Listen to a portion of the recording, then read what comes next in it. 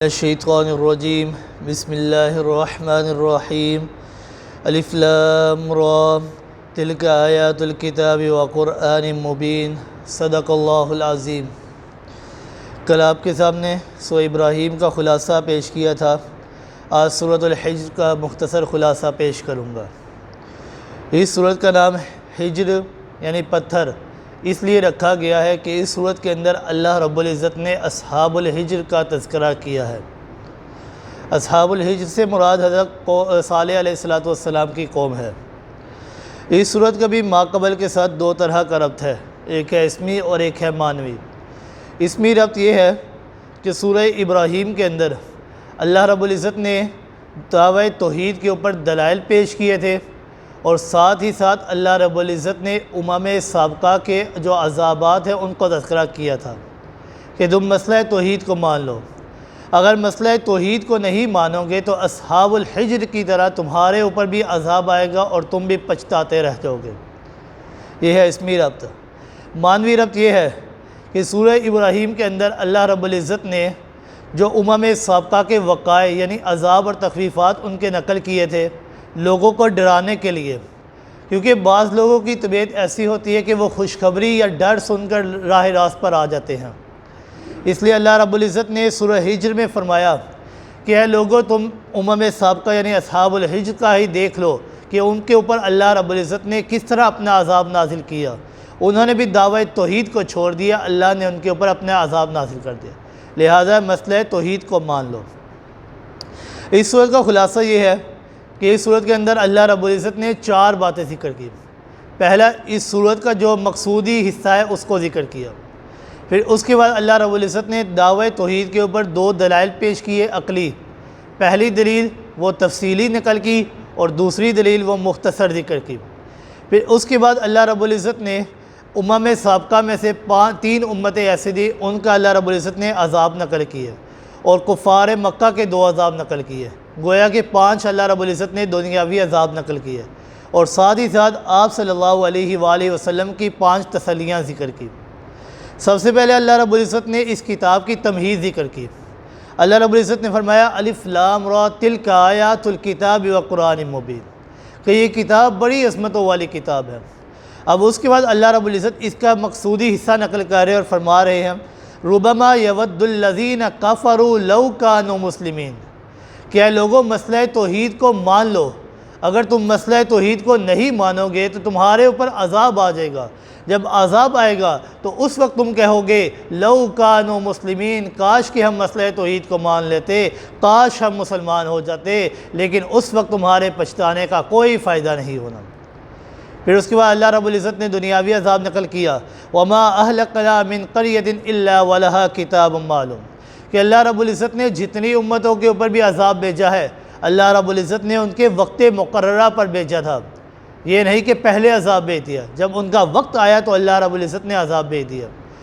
پھر اس کے بعد اللہ رب العزت نے ایک شکوہ ذکر کیا۔ اللہ رب العزت نے فرمایا وقالوا یا ایھا الذی نزل علیہ الذکر انک لمجنون، کہ مشرکین کہتے ہیں کہ اللہ رب العزت نے آپ صلی اللہ علیہ وآلہ وسلم کے اوپر اپنی کتاب کا نزول کیا، اللہ رب العزت نے فرشتے کو کیوں نہیں بھیج دیا کتاب دے کر؟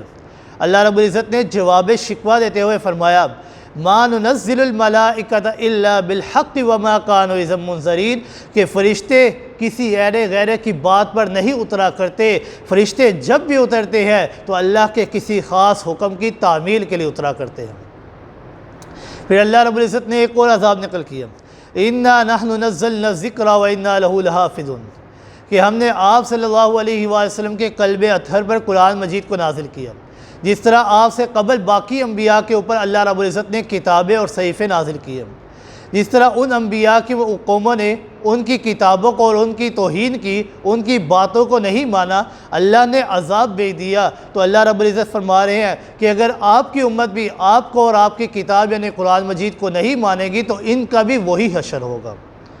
پھر اس کے بعد اللہ رب العزت یہ ارشاد فرماتے ہیں وَلَقَدْ أَرْسَلْنَا مِن قَبْلِكَ فِي شِيَعِ الْأَوَّلِينَ، یعنی آپ صلی اللہ علیہ وسلم اور قرآن مجید کی توہین کرنے والوں کے متعلق اللہ رب العزت نے عذاب کو نقل کیا۔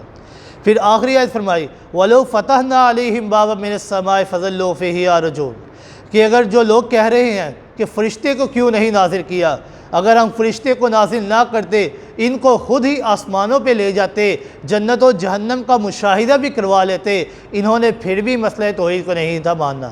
یہ اس قدر ضدی اور اناد پرست قوم ہے۔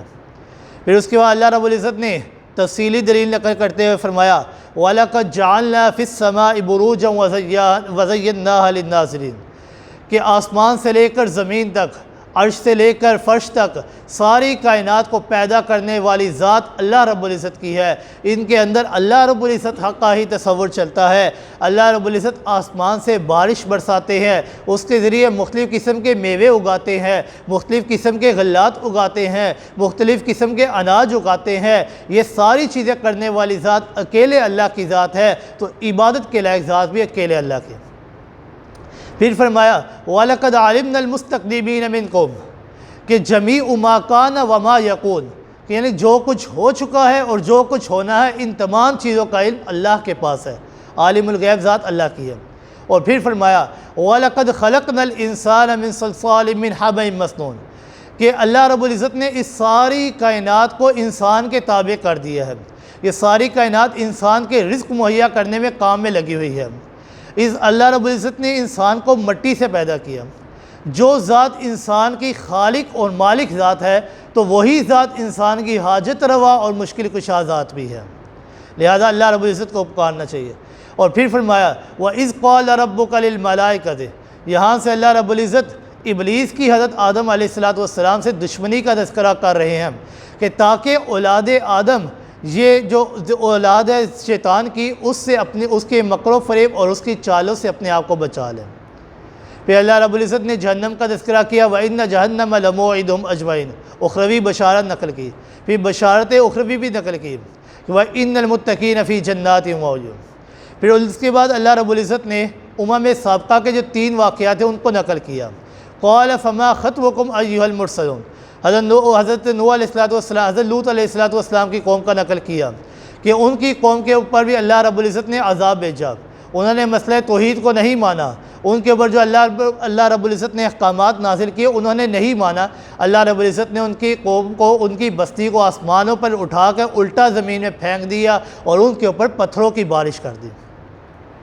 پھر دوسرا واقعہ نقل کیا اللہ رب العزت نے اصحاب الایکہ، یعنی اصحاب الایکہ سے مراد چیخ والی قوم، اس سے حضرت شعیب علیہ السلام کی قوم مراد ہے کہ حضرت شعیب علیہ السلام کی قوم نے بھی ان کی توہین کی تھی اور مسئلہ توحید کو نہیں مانا۔ اللہ رب العزت نے ان کے اوپر ایک آواز بھیجی جو اتنی تیز تھی کہ ساری کی ساری قوم تباہ و برباد ہو گئی۔ پھر تیسری قوم اللہ رب العزت نے حضرت صالح علیہ السلام اصحاب الحجر کا تذکرہ کیا کہ اصحاب الحجر کے کہنے پر اللہ رب العزت نے ان کا منہ مانگا معجزہ بھی دکھایا، ان کو دعوی توحید کے بارے میں بھی بتایا، احکامات کے بارے میں بتایا، لیکن انہوں نے نہ مانا تو اللہ رب العزت نے ان کے اوپر دل دہلا دینے والی چنگار بھیجی کہ جس کی وجہ سے وہ پوری قوم تباہ و برباد ہو گئی۔ پھر اللہ رب العزت نے دوسری عقلی دلیل پیش کی وَمَا خَلَقْنَا السَّمَاوَاتِ وَالْأَرْضَ وَمَا بَيْنَهُمَا إِلَّا بِالْحَقِّ کہ زمین و آسمان کو پیدا کرنے والی ذات اکیلے اللہ کی ہے۔ یہ اللہ رب العزت نے اس لیے بیان فرمایا کہ کائنات کے ذرے ذرے پر بادشاہت صرف اللہ کی ہے۔ پھر اللہ رب العزت نے آپ صلی اللہ علیہ وسلم کے اوپر 5 تسلیاں ذکر کی۔ پہلی تسلی فَاصْفَحِ الصَّفْحَ الْجَمِيلَ کہ آپ کا کام بیان کرنا ہے، آپ نے بیان کر دیا، آپ کنارے پہ ہو جائے، ماننا نہ ماننا ان کا کام۔ دوسری تسلی وَلَقَدْ آتَيْنَاكَ سَبْعًا مِّنَ الْمَثَانِي کہ اللہ رب العزت نے آپ کو 7 آیات بطور وظیفہ عطا کی، یعنی دہرائی جانے والی آیات، یہ سورہ فاتحہ۔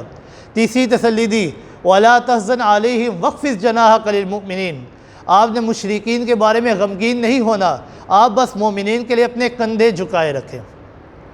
پھر اللہ رب العزت نے کفار مکہ کے 2 واقعے نقل کیے کہ کفار مکہ میں سے پہلا واقعہ کما نزلنا علی المقتسمین کہ وہ 12 آدمی تھے کہ جو موسم حج میں مکہ مکرمہ کی گلیوں میں بیٹھ جایا کرتے تھے، اور جو بندہ آتا اس کو یہ کہا کرتے تھے کہ آپ صلی اللہ علیہ وسلم یہ بہت بڑے جادوگر ہے، نعوذ باللہ، ان سے اپنے آپ کو بچا لینا، ان سے اپنے ایمان کو بچا لینا۔ تو اللہ رب العزت نے ان 12 آدمیوں میں سے بعض کو تو جنگ میں قتل کروا دیا اور بعض کو اللہ رب العزت نے عذاب دے کر تباہ و برباد کر دیا۔ اور دوسرا واقعہ اِنَّا كَفَيْنَاكَ الْمُسْتَهْزِئِينَ اسی کے ضمن میں اللہ رب العزت نے چوتھی تسلی بھی ذکر کی کہ آپ نے مشرکین جو آپ کا اور قرآن مجید کا مذاق اڑاتے ہیں، نعوذ باللہ آپ نے ان کے بارے میں غمگین نہیں ہونا ہے، اللہ رب العزت ان کو ہلاک کر دیں گے۔ اور پانچویں تسلی اللہ رب العزت نے یہ نقل کی کہ وَلَقَدْ نَعْلَمُ أَنَّكَ يَضِيقُ صَدْرُكَ بِمَا يَقُولُونَ، مشرکین جو آپ کو تنگ کرتے ہیں، آپ کا دل ان کی وجہ سے تنگ ہو جاتا ہے، آپ نے غمگین نہیں ہونا۔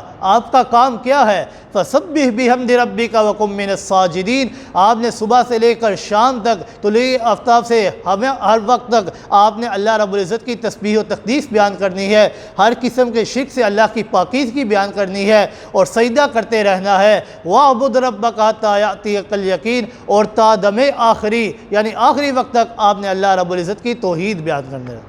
یہ ہے سورۃ الحجر کا خلاصہ۔ گویا کہ سورۃ الحجر میں اللہ رب العزت یہ فرما رہے ہیں کہ مسئلہ توحید کو مان لو، اور اس کے بعد اللہ رب العزت نے 2 دلائل پیش کیے، اور ساتھ ہی ساتھ اللہ رب العزت نے دنیاوی عذاب کی 5 مثالیں نقل کی، اور آپ صلی اللہ علیہ وسلم کی 5 تسلیاں نقل کی۔ دعا ہے اللہ رب العزت سے عمل کرنے کی توفیق عطا فرمائے۔ وما علینا الا البلاغ المبین۔